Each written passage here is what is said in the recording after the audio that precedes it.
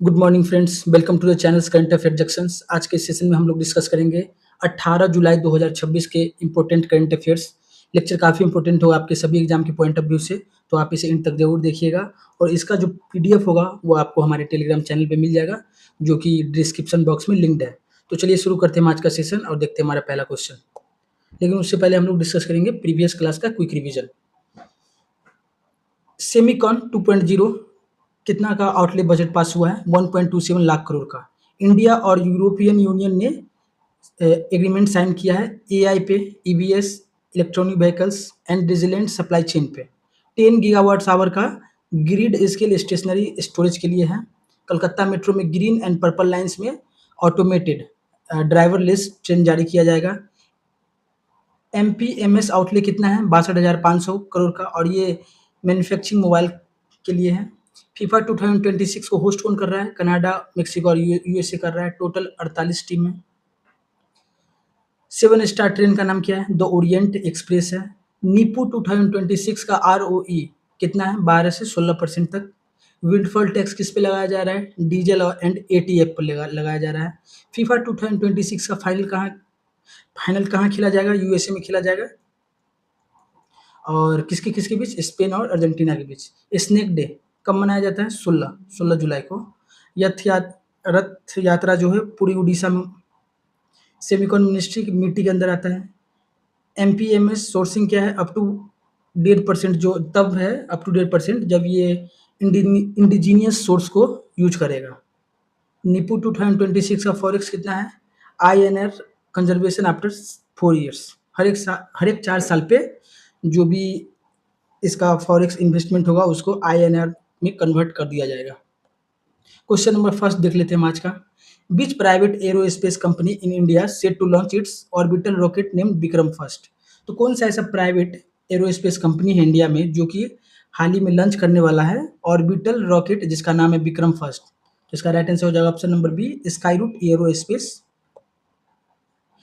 Skyroot aerospace Vikram first scheduled for its historic maiden orbital test flight, जिसका mission होगा mission Agaman के तहत from Satish Dhawan space centre Sriharikota Andhra Pradesh. तो जो स्काईरूट एरोस्पेस जो कंपनी है वो हाल ही में अपना ऑर्बिटल टेस्ट करेगा, जिसका नाम है मिशन का नाम है मिशन आगमन, और एरोस्पेस का नाम है स्काईरूट एरोस्पेस, और रॉकेट का नाम है विक्रम फर्स्ट। और सेंटर का क्या नाम है? सतीश धवन स्पेस सेंटर श्रीहरिकोटा आंध्र प्रदेश से इसको टेस्ट किया जाएगा। मेडन टेस्ट, अपना पहला टेस्ट कर रहा है। स्काईरूट एरोस्पेस का हेडक्वार्टर कहाँ है? हैदराबाद, इंडिया में है। फाउंडर्स कौन है? पवन कुमार चंदना एंड नाग भरत डाका। और विक्रम एस का देख लेते हैं achievement. India's first privately development sub orbital rocket launch by Skyroot in November 2022। तो 2022 में स्काईरूट स्पेस ने विक्रम एस के नाम से अपना पहला India first private development sub orbital rocket launch कर दिया था विक्रम एस के नाम से, और ये अभी हाल ही में लाया है विक्रम फर्स्ट के नाम से। और ये है ऑर्बिटल रॉकेट, ये था सब ऑर्बिटल रॉकेट, और ये है ऑर्बिटल रॉकेट। 2022 के बाद 2026 में टेस्ट करेगा। मिशन का नाम क्या है? मिशन आगमन। क्वेश्चन नंबर 2 देख लेते हैं। As per latest reserve bank of India RBI release, what is the value of India's composite financial inclusion index FI index for the physical year ending March 2026? तो RBI अभी latest में अपना एक index जारी किया है, जिस इंडेक्स का नाम है financial inclusion index FI index. तो उसमें इंडिया का स्कोर कितना हुआ है? Composite score physical year ending 2000 मार्च 2026 तक। इसका राइट आंसर हो जाएगा इंडिया 70 स्कोर अचीव कर लिया है आरबीआई के ये इस इंडेक्स के तहत। इंडेक्स का नाम क्या है? Financial inclusion index. The FI index rose from 67 in March 2025 to 70 in March 2026। तो मार्च 2025 से 2026 तक इसका स्कोर +3 हो गया है, 67 से 70 हो चुका है। मार्किंग जो कि ग्रोथ परसेंटेज में अगर देखा जाए तो 4.48% का ग्रोथ हुआ है एक साल में। और एफआई इंडेक्स लॉन्च कब हुआ था? 2021 में आरबीआई के द्वारा अगस्त 2021 में लाया गया था, और ये हर साल आता है, जो कि फिजिकल इंक्लूजन इंडेक्स कंसिस्ट करता है 3 पैरामीटर्स। 3 मुद्दों पर बात करता है। एसेस जो फाइनेंशियल इंडेक्स है, जो कि नेट बैंकिंग है, यूपीआई है, ये कितने जगह में एसेस है, कहाँ-कहाँ अवेलेबल है।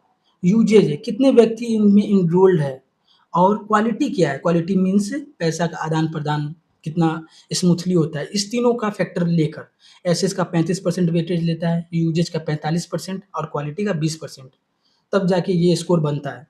The value of index ranges between 0 and 100, मतलब 0 से 100 के बीच ये इसका स्कोर बनता है फुल फाइनेंशियल इंक्लूजन में। तो सिंपली आप लोग इतना याद रखेंगे कि आरबीआई जो है एक इंडेक्स जारी करता है जिसका नाम है फाइनेंशियल इंक्लूजन इंडेक्स, जो कि 2025 में 67 था, 2026 के मार्च में 3 बढ़कर 70 स्कोर हो चुका है। 70 आप लोग डाटा याद रखेंगे। और इसका कब फर्स्ट टाइम कब पब्लिश्ड हुआ था? अगस्त 2021 के में आरबीआई हर साल लॉन्च करता है इसको। क्वेश्चन नंबर 3 देख लेते हैं। The iconic FIFA world cup trophy which is back in focus ahead of upcoming mega tournament, what is officially designed by which sculpture?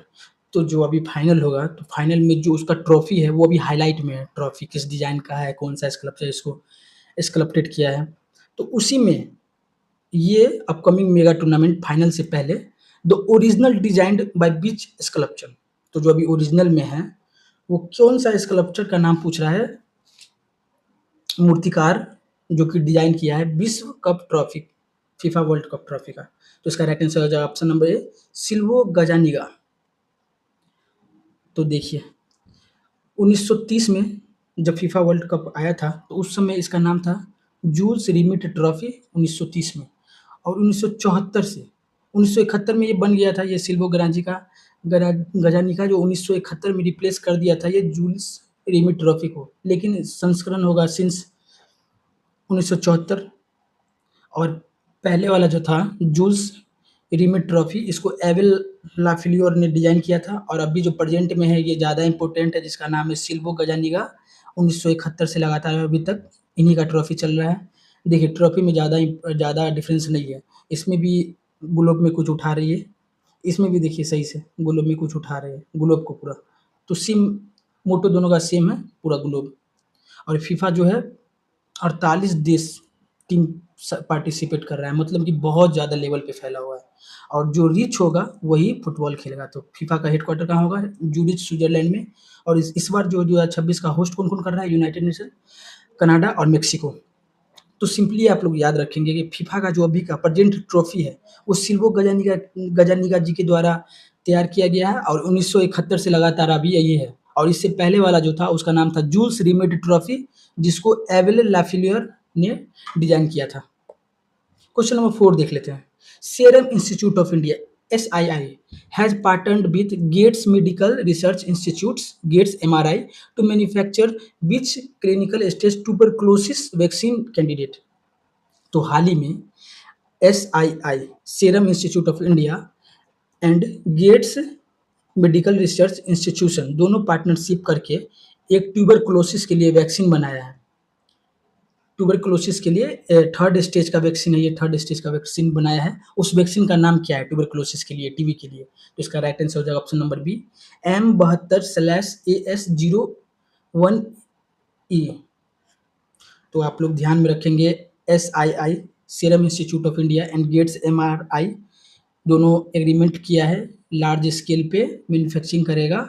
ये वैक्सीन का नाम ये M72/A01E टीबी का वैक्सीन कैंडिडेट है, और currently under going phase 3 clinical trials अभी चल रहा है इसका, फेज 3। ट्यूबरकुलोसिस माइक्रोबैक्टीरियम ट्यूबरकुलोसिस के कारण होता है, ये एक बैक्टीरियम डिजीज है। और वर्ल्ड टीबी डे कब मनाया जाता है? 24 मार्च को। और SII serum institute of India का अभी CEO कौन है? आधार पूनावाला। तो सिंपली आप लोग इस क्वेश्चन में इतना याद रखेंगे कि SII एंड गेट्स MRI दोनों ने अभी हाल में ही एग्रीमेंट साइन किया है, जिसके तहत वो टीबी वैक्सीन बनाएंगे लार्ज स्केल में, जिसका नाम होगा M72/AS01E। और इसका अभी फेज 3 का ट्रायल चल रहा है।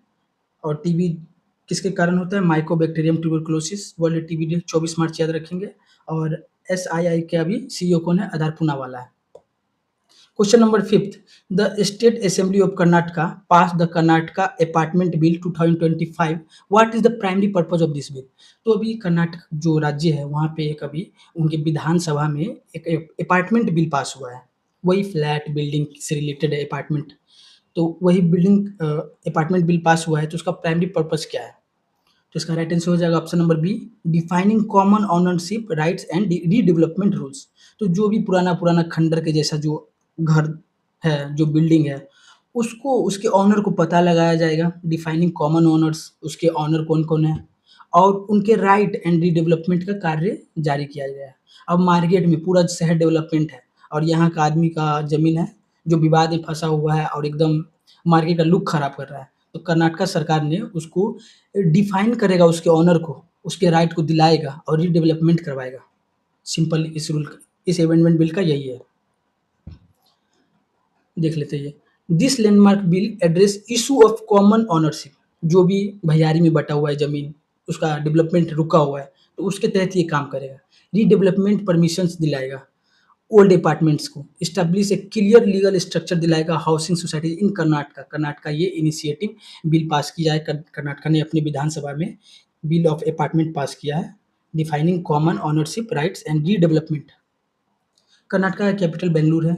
और रेरा एक्ट जो है, रियल एस्टेट रेगुलेटरी अथॉरिटी जो एक्ट है, जो इंडियन सरकार ने सेंट्रल लेवल पे 2016 में जारी किया है, ये भी फ्लैट बिल्डिंग रियल एस्टेट जमीन इसी सब से रिलेटेड जो लॉ है उसी को 2000, तो रेरा एक्ट आप लोग सिंपली याद रखेंगे, रेरा एक्ट 2016 में। और रेरा का फुल फॉर्म क्या हो जाएगा? Real estate regulating authority. 2016 में पास हुआ था ये इंडियन सरकार का इनिशिएटिव है रेरा एक्ट, और ये कर्नाटक सरकार खुद अपनी विधानसभा के लिए लाया है। Question number 6, which state government recently launched Kaushal Setu and Kaushal Sarathi portal to promote youth skill development and employment opportunities. तो कौन सा ऐसा राज्य सरकार है जो हाल ही में अपना इनिशिएटिव, अपना पहल कौशल सेतु और कौशल सारथी के नाम से अपना पोर्टल जारी किया है? टू प्रमोट क्या करेगा? यूथ के स्किल डेवलपमेंट को प्रमोट करेगा और एम्प्लॉयमेंट अपॉर्चुनिटी जो है वो बढ़ाएगा। तो इसका राइट आंसर हो जाएगा option number D, Uttar Pradesh सरकार ने ये कौशल सेतु और कौशल सारथी पोर्टल जारी किया है।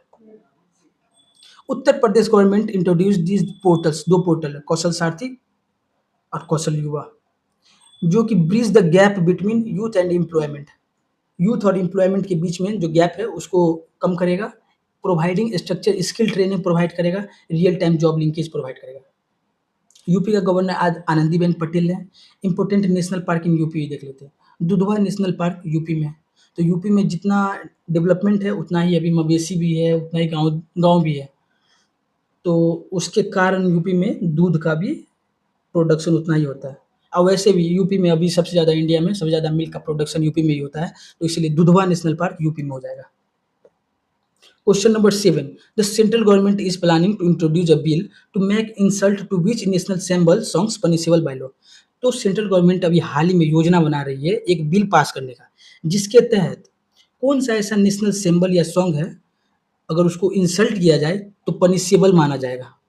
तो इसका राइट आंसर हो जाएगा option number B, national song Vande मातरम।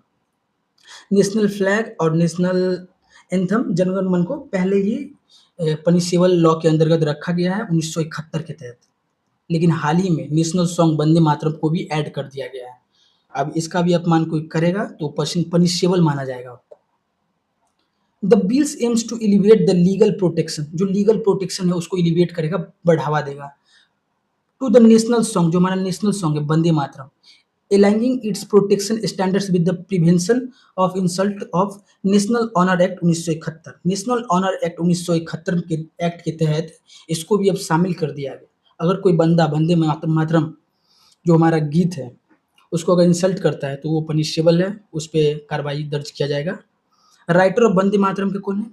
बंकिम चंद्र चट्टोपाध्याय, और आनंद मठ में इनका नोवेल में ये लाइन था, 1982 में लिखे थे। और 14 साल बाद 1996 के कांग्रेस सेशन में फर्स्ट टाइम इसको गाया गया था वंदे मातरम को। तो ये सेशन आप लोग याद रखिए, 1896 का सेशन था।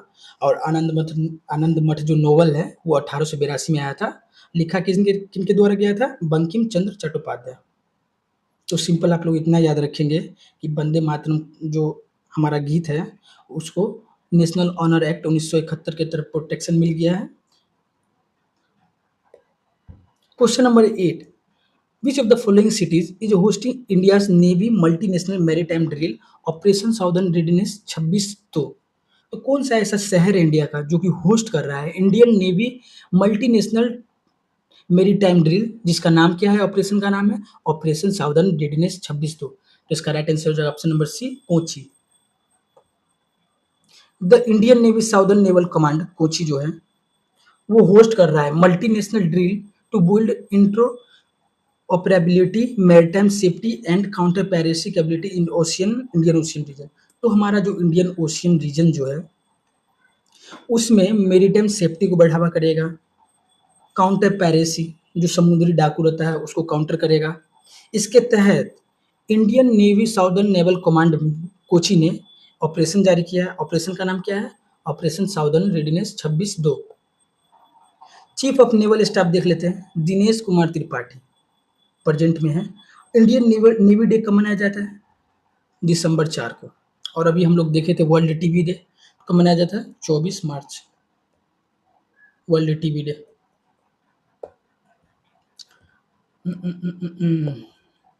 Which unique district of Uttar Pradesh holds the record of sharing its administrative border with the maximum number of states? 4 states। तो कौन सा ऐसा यूनिक डिस्ट्रिक्ट है उत्तर प्रदेश का जो कि अपना बॉर्डर 4 राज्यों से साझा करता है? बिहार है, झारखंड है, मध्य प्रदेश है, छत्तीसगढ़ है। और इस डिस्ट्रिक्ट का नाम क्या है, उत्तर प्रदेश का डिस्ट्रिक्ट है, तो इसका राइट आंसर हो जाएगा option number B, Sonbhadra district. ये रहा सोनभद्र डिस्ट्रिक्ट। ये छत्तीसगढ़, झारखंड, मध्य प्रदेश और बिहार 4 स्टेट से बॉर्डर साझा करता है। Sonbhadra is only district in India that share boundaries with 4 states. तो एकमात्र ऐसा जिला है जो कि 4 राज्य से सटा हुआ है, छत्तीसगढ़, झारखंड, बिहार एंड मध्य प्रदेश से सटा हुआ है। Uttar Pradesh shares its boundaries with 8 states and 1 UT, Delhi. तो उत्तर प्रदेश जो है हाईएस्ट बाउंड्री शेयर करता है 8 स्टेट प्लस 1 यूटी जो कि दिल्ली से। क्वेश्चन नंबर 10 देख लेते हैं। Who has been appointed as the new secretary of the Ministry of Earth Science Government of India?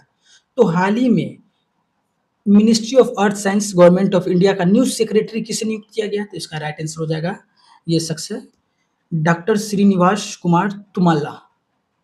तो अगर हमें निवास, श्रीनिवास में निवास आ रहा है, अगर हमें निवास चाहिए तो ऐसा तो नहीं है कि मार्स पे जाके निवास अपना खोज लेंगे या फिर सन पे चल जाएंगे, अर्थ पे जाएंगे ना। तो इसका कोड वर्ड हो जाएगा मिनिस्ट्री ऑफ अर्थ साइंस का अर्थ साइंस, और जिसका हो जाएगा श्रीनिवास। अर्थ पे हम लोग निवास खोजते हैं, तो डॉक्टर श्रीनिवास कुमार तुमल्ला आप लोग रिलेट करके याद कर सकते हैं। Doctor Srinivas Kumar Tumalla an eminent scientist है, ओशियन सर्विस के लिए जाने जाते हैं। Assumed charge as secretary of ministry of earth science, जिन्हें अभी हाल ही में secretary of ministry of earth science से नियुक्त किया गया है। मिनिस्ट्री ऑफ अर्थ साइंस देख लेते हैं, MOES 2006 से एस्टेब्लिशमेंट है।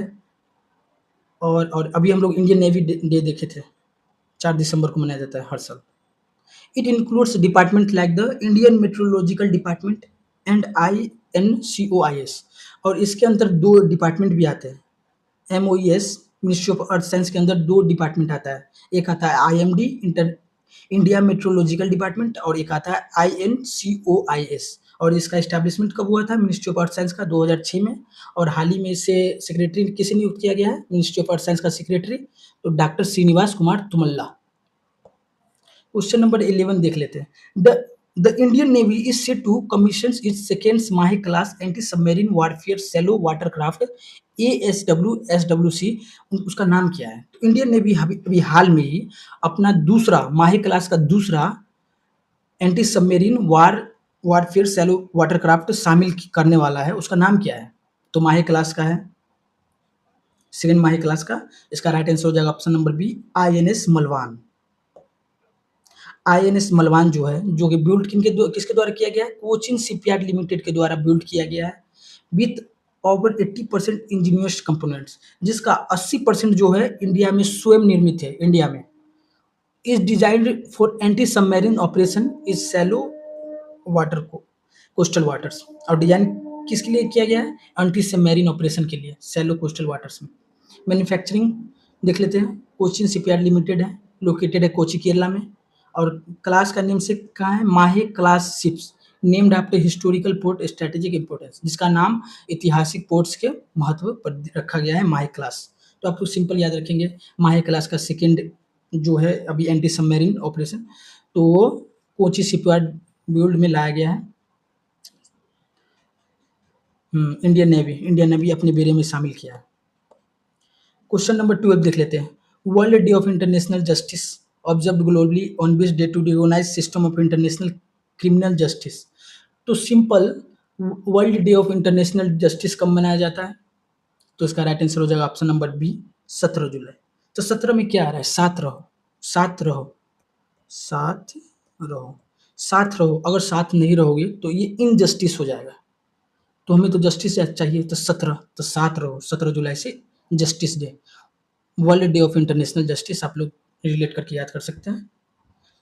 जुलाई 17 marks anniversary of adoption of Rome statue in 1998। तो जो ये स्टेच्यू है इसका एडॉप्शन हुआ था 17 जुलाई को। और इसी डेट को यादगार बनाने के लिए हर साल 17 जुलाई को वर्ल्ड जस्टिस डे मनाया जाता है। और ये 1998 में एडॉप्टेशन हुआ था इसका, which establish the international criminal court, जिसके तहत इंटरनेशनल क्रिमिनल कोर्ट का इस्टेब्लिशमेंट हुआ है। इंटरनेशनल क्रिमिनल कोर्ट का हेडक्वार्टर क्या है? The Hague, Netherlands. International court of justice का हेडक्वार्टर क्या है?